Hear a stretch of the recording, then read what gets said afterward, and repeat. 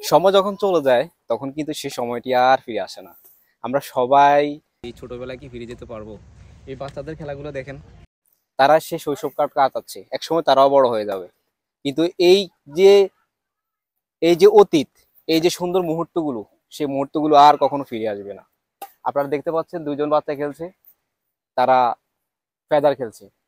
যখন এখান দিয়ে হাঁটে যাচ্ছিলাম তখন দেখলাম যে ওরা খেলতেছে। আমি এখন তাদের মধ্যে একজনের সাথে কথা বলবো, দেখি সে কি বলে। এই যে এদিকে আসো, তোমার নাম বলো। অলিদিন মিলন। তুমি কি পড়ালেখা করো? জি। কোন ক্লাসে পড়ো? 6 এ। এই যে তুমি যে খেলতেছো, এই খেলাটাকে তুমি এনজয় মানে উপভোগ করতেছো? জি।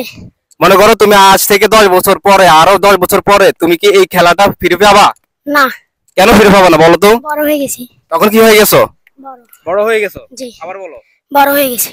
আচ্ছা, তুমি কি তখন চেষ্টা করবা যে আবার এখানে যদি ফিরে আসতে পারতাম, ইস আফসোস করতাম, এটা কি তুমি ফিল করবা না? জি। কেন ফিল করবা বলো? কারণ ছোটবেলা থেকে অনেক খেলেছি। মানে ছোটবেলায় তুমি খেলছো, এখন সেটা আর ফিরে পাই না। পাই না।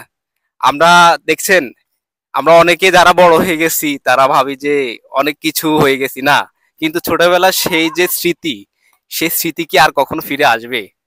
আমাদের বয়স যাদের 27 বছর, 28 বছর বা আরো বেশি, তারা কি কখনো আর এগুলো ফিরে পাবো? কখনোই ফিরে পাবো না। যেটা চলে গেছে সেটা চলেই গেছে। একটা বছর চলে যাওয়া মানে একটা বছর লাইফ থেকে চলে যাওয়া শেষ। আর কখনো এটা ফিরে পাবো না।